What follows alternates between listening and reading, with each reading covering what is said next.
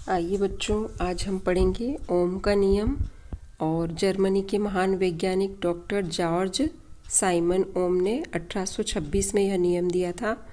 और इस नियम को पढ़ने के पूर्व में हमें कुछ प्रतीक चिन्ह के बारे में पढ़ना पड़ेगा, जो इस प्रकार है। सबसे पहला है विद्युत सेल। इसमें एक बड़ी लाइन एक छोटी लाइन बनाकर धन बड़ी लाइन की तरफ और छोटी की तरफ ऋण का चिन्ह बनाएंगे। ये विद्युत सेल हो गए। और इन विद्युत सेल को जोड़ेंगे, वैसा चिन्ह बनेगा बैटरी का संयोजन। फिर तीसरा बनेगा कुंजी। आपको चित्र में दिख रहा होगा, एक सीधी लाइन, फिर दो ब्रैकेट है, फिर सीधी लाइन है। ये कुंजी का हो गया प्रतीक। और अगर बंद कुंजी बनानी हो तो उसमें बीच में एक बिंदी लगा देंगे, तो बंद कुंजी का प्रतीक चिन्ह हो जाएगा। फिर उसके बाद पांचवा है तार की संधि। जब कहीं तार को जोड़ा गया हो तो उसकी संधि बताना हो तो कैसे बताएंगे?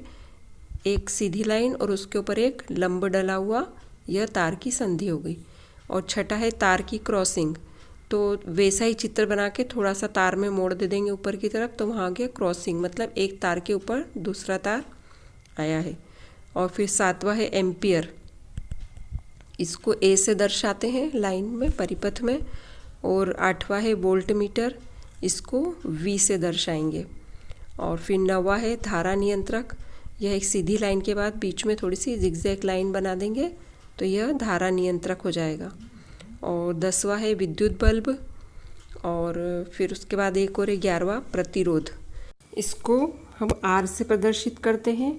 और जो इसकी इकाई है वो ओमेगा है, जो एक ग्रीक भाषा का शब्द है। ओमेगा के चिन्ह से इसको प्रदर्शित करते हैं। और जो ओम का नियम है वो इस प्रकार है। यदि किसी चालक की भौतिक अवस्थाएं क्या होती है? उसकी भौतिक अवस्था होती है लंबाई, ताप, दाब नियत रहे, है ना, मतलब अपरिवर्तित रहे, उसे बदले नहीं। तो उसके सिरों के बीच, उसके दोनों सिरों के बीच जो वोल्टेज है विभवांतर, उसमें प्रभावित धारा मतलब आई, उसके अंदर जो आई डालेंगे हम, प्रभावित विद्युत धारा उसके समानुपाती होता है। ये ओम का नियम है। और इसके सुचालक जो एक तार लेंगे हम, गुड कंडक्ट जो होता है, जैसे चांदी, पीतल, तांबा, ये सब सुचालक धातुएं हैं। और धातुओं पे ही ओम का नियम लागू होता है। जिसमें धारा का प्रवाह आसानी से हो, ऐसी एक धातु लेंगे। और उसमें चालक की भौतिक अवस्थाएं जैसे लंबाई, ताप, दाब वे नियत रहें, बदले नहीं। तो तार के दोनों सिरों के बीच विभवांतर, उसमें बहने वाली जो धारा होती है विद्युत धारा, उसके समानुपाती या अनुक्रमानुपाती होता है। ये दोनों चीज़ें एक ही है, समानुपाती और अनुक्रमानुपाती। तो ये नियम हो जाएगा ओम का नियम। जब हम तार लेंगे, उस तार के दो सिरे हैं, है ना, और उसमें एक सिरे से हमने विद्युत धारा प्रवाहित की आई, और उसका वोल्टेज भी देखेंगे।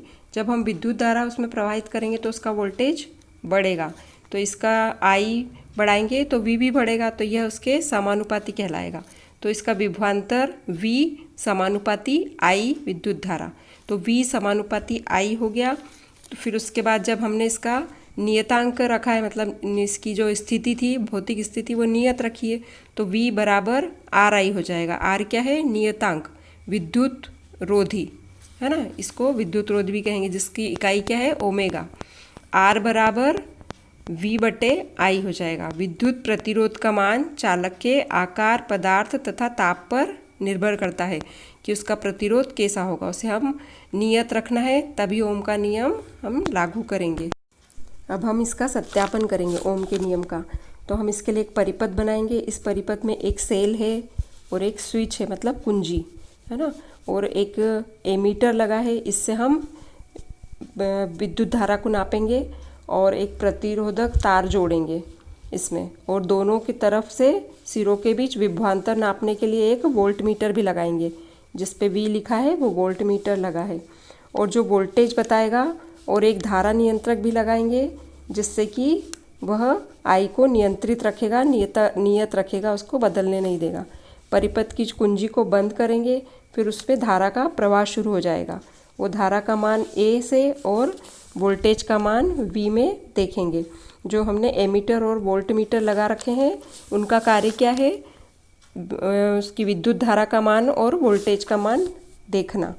और इसके बाद इस परिपथ में धारा प्रवाहित हो जाएगी, और हम उसके अंक को एक टेबल पे नोट करेंगे। जब विद्युत धारा का मान बढ़ेगा तो वोल्टेज भी बढ़ेगा, और जब विद्युत धारा का मान कम होगा तो वोल्टेज भी कम होगा।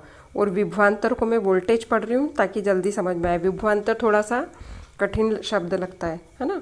वोल्टेज अच्छे से समझ में आता है क्योंकि हम घर में भी वोल्टेज के बारे में बात करते हैं कि आज लाइट में वोल्टेज कम है तो धीरे धीरे चलती है लाइट, कम प्रकाश देती है। जब वोल्टेज अच्छा होता है तो प्रकाश तेज हो जाता है।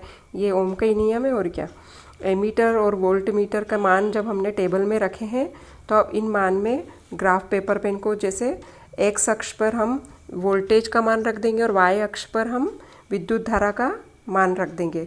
और इसके बाद जब हम इनके मान रखेंगे तो इससे हमें एक सरल रेखा प्राप्त होगी, और सरल रेखा प्राप्त होना अर्थात यही ओम का नियम का सत्यापन है।